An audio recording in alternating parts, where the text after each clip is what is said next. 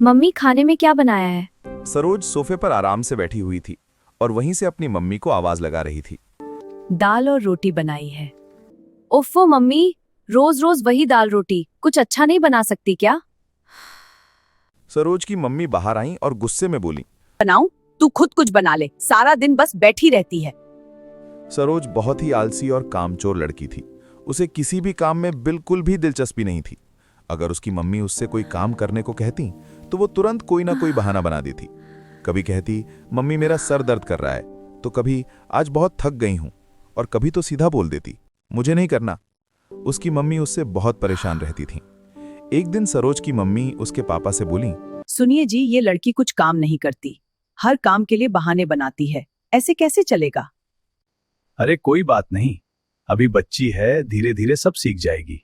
उसकी मम्मी झुंझलाकर बोली। कौन सी बच्ची है? शादी की उम्र हो गई है इसकी, शादी नहीं करनी क्या आपको इसकी? सरोज अपने कमरे में बेड पर लेटी हुई मोबाइल चला रही थी। उसे शॉपिंग का बहुत शौक था।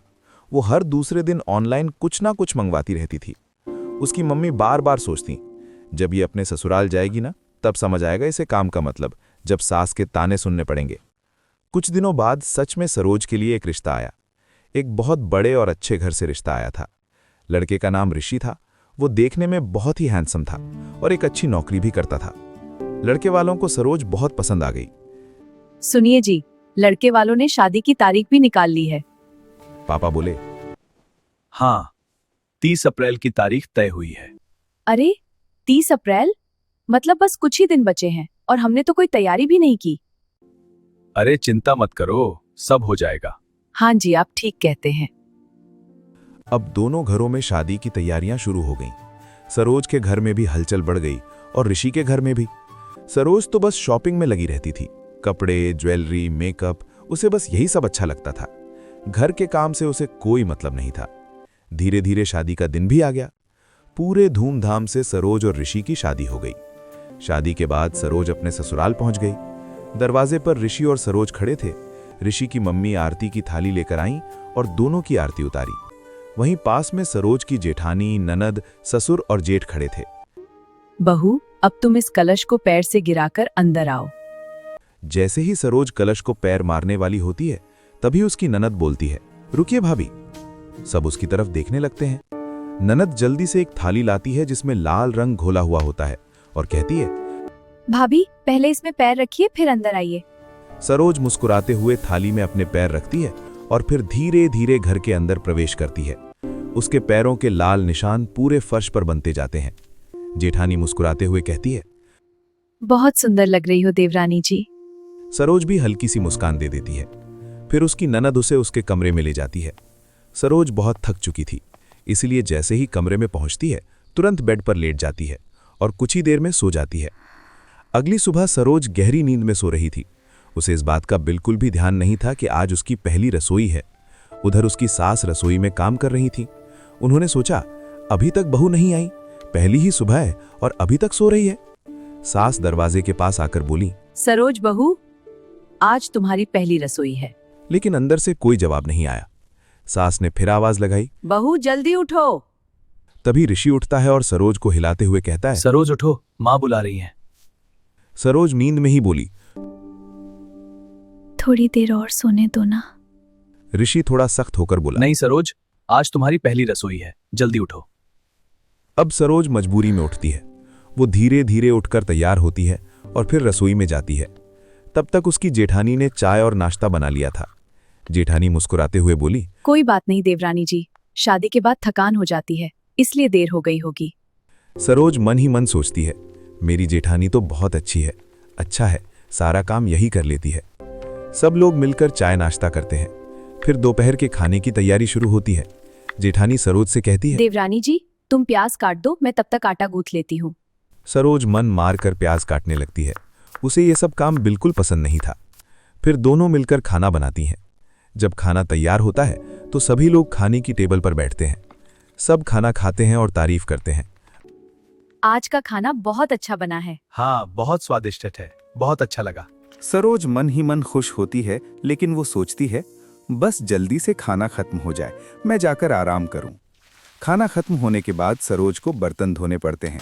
सरोज बर्तन धोते हुए बड़बड़ाने लगती है। पता नहीं मम्मी कैसे रोज रोज इतने बर्तन धोती थी। वो जल्दी जल्दी बर्तन धोती है। कुछ बर्तन ठीक से साफ नहीं होते, कुछ गंदे ही रह जाते हैं। फिर वो सब ऐसे ही रख देती है और अपने कमरे में जाकर सो जाती है। थोड़ी देर बाद उसकी ननद पानी पीने रसोई में आती है। जैसे ही वो बर्तन उठाती है, वो देखती है कि बर्तन ठीक से साफ ही नहीं हुए हैं। वो तुरंत अपनी मम्मी के पास जाती है। मम्मी, भाभी ने बर्तन ठीक से नहीं धोए हैं। सास रसोई में आती हैं और बर्तन देखकर गुस्से में आ जाती हैं। वो अपनी बड़ी बहू को बुलाती हैं। बहू, ये बर्तन तुमने धोए हैं? जेठानी कहती है। नहीं माँ जी, ये तो देवरानी जी ने धोए हैं। सास गुस्से में होती हैं, लेकिन फिर सोचती हैं, आज इसका पहला दिन है, अभी कुछ कहना ठीक नहीं होगा। वो चुप रह जाती हैं। अगले दिन सरोज देर तक सोती रहती है। बड़ी बहू, जरा देख के आओ, सरोज अभी तक नहीं उठी क्या? जेठानी सरोज के कमरे में जाती है।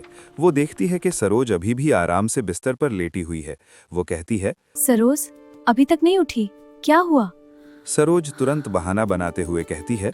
जेठानी जी, मेरे सिर में बहुत दर्द हो रहा है। जेठानी चिंता में कहती है। अच्छा, तुम आराम करो, मैं आज खाना बना लेती हूँ।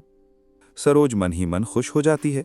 थोड़ी देर बाद जैसे ही खाना तैयार होता है, सरोज तुरंत उठकर रसोई में आ जाती है। जेठानी जी, क्या बनाया है? कढ़ी चावल बनाए हैं। अरे वाह, मुझे तो कढ़ी चावल बहुत पसंद है। मुझे बहुत भूख लगी है, मैं ले जाऊं? जेठानी कुछ नहीं कह पाती और कहती है, हाँ, ले जाओ। अब सरोज धीरे धीरे अपनी असली आदत दिखाने लगती है। वो रोज देर से उठती, कोई काम करने को कहो तो बहाना बनाती, और जैसे ही खाना बनता सबसे पहले खाने पहुंच जाती। घर के सभी लोग अब उससे परेशान होने लगे थे। सास मन ही मन सोचती थी, अगर अभी नहीं सुधरी तो आगे बहुत परेशानी होगी। लेकिन सरोज को इन सब बातों की बिल्कुल परवाह नहीं थी। उसे तो बस आराम करना और अच्छा खाना खाना पसंद था। अब सरोज की आदतें पूरे घर वालों के सामने साफ दिखाई देने लगी थीं। वो रोज देर से उठती, काम से बचने के लिए बहाने बनाती, और जैसे ही खाना बनता सबसे पहले खाने पहुंच जाती। सास, ससुर, जेठ, जेठानी, ननद सभी लोग अब सरोज से परेशान हो चुके थे।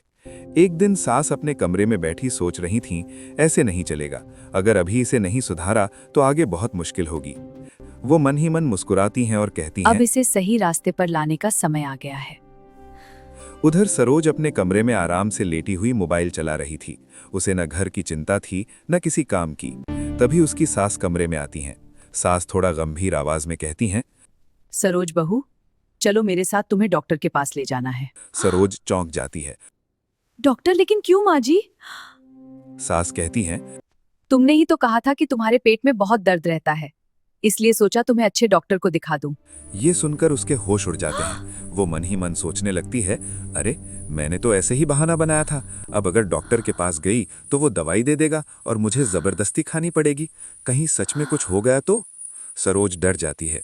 वो तुरंत सास के पैर पकड़ लेती है और कहती है, माँ जी, मुझे माफ कर दीजिए, मुझे कोई दर्द नहीं है। मैंने तो बस काम से बचने के लिए झूठ बोला था। सास थोड़ा सख्त होकर कहती हैं। तो मतलब तुम रोज झूठ बोलकर काम से बचती हो? सरोज रोते हुए कहती है, हाँ माँ जी, मुझसे गलती हो गई, अब से ऐसा नहीं होगा। मैं सब काम करूंगी, बस मुझे डॉक्टर के पास मत ले जाइए। देखो बहू, घर चलाना आसान नहीं होता, सबको मिलजुल कर काम करना पड़ता है।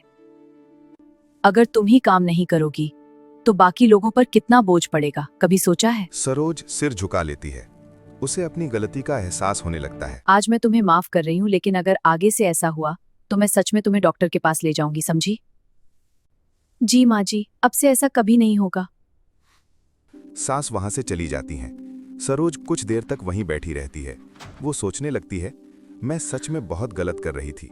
सब लोग इतना काम करते हैं और मैं सिर्फ आराम करती रहती हूँ। पहली बार उसे अपनी गलती का एहसास होता है। अगले दिन सुबह सुबह अलार्म बजता है। सरोज उठती है। पहले तो उसका मन करता है कि फिर से सो जाए, लेकिन फिर उसे सास की बात याद आती है। वो तुरंत उठ जाती है, नहा धोकर तैयार होती है और रसोई में पहुंच जाती है। रसोई में उसकी जेठानी पहले से काम कर रही होती है। जेठानी जी, आज मैं आपकी मदद करूं? जेठानी थोड़ा हैरान होती है। अरे वाह देवरानी जी, आज तो बड़ा बदलाव दिख रहा है। सरोज हल्की सी मुस्कान देती है। वो मन लगाकर काम करने लगती है। प्याज काटती है, सब्जी बनाती है, आटा गूंथती है। धीरे धीरे उसे काम में मजा भी आने लगता है। उसे समझ आने लगता है कि काम करने से घर में कितनी शांति और खुशी रहती है।